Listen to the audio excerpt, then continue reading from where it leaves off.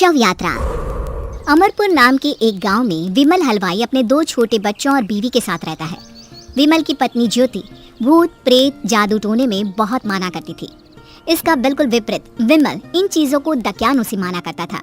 रोज की तरह विमल अपने मिठाई की दुकान जाने के लिए निकलने की हड़बड़ी में होता है। मैं निकलता हूँ ज्योति, देरी हो जाएगी, दुकान भी खोलनी है मुझे। अजी ध्यान से, आज अमावस्या है। रास्ते में कोई कपड़ा या कुछ भी गिरा हो तो उसे लांग मत दीजिएगा, बगल से चले जाइएगा। अरे ऐसे तो तुम मुझे पागल ही कर दोगी क्या? हाँ, मैं नीचे देखकर चलूं कि सामने से कोई गाड़ी घोड़ा आकर मेरे ऊपर से चला जाए? दोनों हालत में तो मेरी ही मौत है। अरे क्यों सुबह सुबह इतनी अपशुगनी बातें कह रहे हो जी? मेरे गांव में तो ऐसा आंखों के सामने होता हुआ देखा है मैंने, इसीलिए कहती हूँ, वरना मुझे क्या, पड़ोसी को तो नहीं कहना चाहती मैं, पति हैं आप मेरे इसलिए बोल रही हूँ। विमल अपनी मिठाई की दुकान चला जाता है। दुकान पर पहले से ही ग्राहकों की लंबी लाइन लगी हुई थी। ये लो, वहाँ ज्योति अमावस्या को लेकर परेशान है और आज तो हमेशा से ज्यादा ही लंबी लाइन लगी पड़ी है। अच्छी खासी बिक्री होगी आज। विमल दुकान खोलता है। एक के बाद एक ग्राहक उसकी दुकान पर मिठाई ले रहे होते हैं। तभी गांव की एक बूढ़ी औरत विमल से कहती है, जिस तेजी से बिक्री हो रही है, कहीं किसी की नजर ना लग जाए, नींबू मिर्ची टांग ले। अरे क्या चाची तुम भी, ये सब नजर बजर कुछ नहीं होता है। कैसे लोग हैं मेरे आसपास। अपनी दुकान से शाम को विमल हंसते कूदते वापस घर आता है। हाँ, आज तो अच्छी खासी बिक्री हुई है।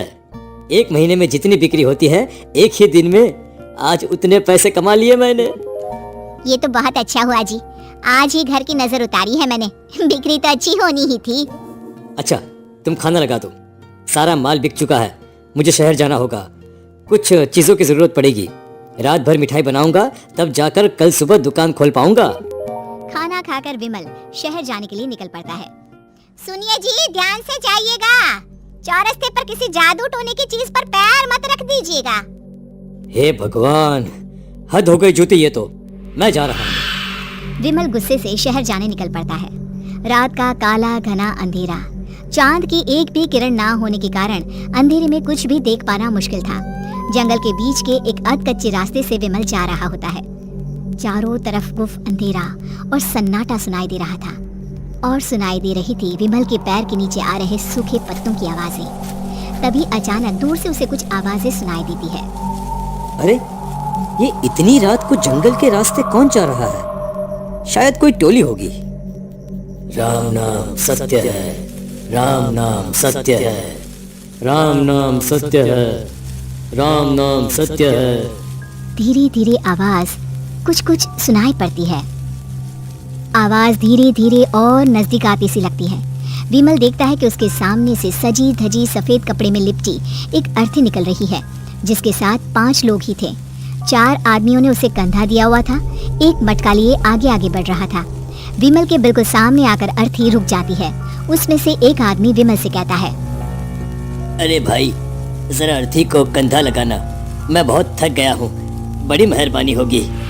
हाँ भाई, कंधा तो मैं लगा दूं, पर रात को 12 बजे ये शव यात्रा, इस समय कौन अर्थी ले जाता है? तभी विमल को ऐसा लगता है कि शव में से आवाज आई। ये आवाज। मजबूरी है भाई, आप कंधा दीजिए, मैं रास्ते में सब बताता हूँ आपको। विमल अर्थी को कंधा दिए चल रहा होता है कि उसे ऐसा लगता है कि हाथ में मटका लिए जो आदमी शव के आगे चल रहा है, उसके पैर उल्टे हैं। क्या हुआ भाई, हकला क्यों रहे हो? वो आपके साथी के पैर उल्टे। विमल अपनी बात पूरी भी नहीं कर पाता कि वो देखता है कि उस आदमी के पैर तो सीधे ही हैं। अरे नहीं, कुछ नहीं, मुझे शायद वहम हुआ होगा। धीरे धीरे सब आगे बढ़ रहे होते हैं। तब विमल को अचानक लगता है मटके में से एक हाथ बाहर आ रहा है। विमल घबरा जाता है। इसके पहले वो कुछ बोल पाता, कल्लू कहता है, मेरा नाम कल्लू है। हम 6 दोस्त थे, जिसमें से एक को तो तुम सोया हुआ देख रहे हो। इतनी पक्की दोस्ती थी कि जैसे हम सब सगे भाई हैं। पर किस्मत का कोई क्या कर सकता है। आज से 4 साल पहले एक नदी में हम सब नहाने गए थे, जिसमें डूबकर राजेश की मौत हो गई। किसी मजबूरी के कारण हमें उसकी अर्थी को रात को ही शमशान घाट ले जाना पड़ा। हम 5 उसे ले जा रहे थे। 4 साल पहले आप पांचों में मैं कुछ समझा नहीं। मंकू अपनी गर्दन पीछे घुमाकर अपनी आंखें बड़ी बड़ी कर बीमल से कहता है, अरे भाई पूरी कहानी खत्म होने दो, फिर बीच में बोल लेना, ठीक है?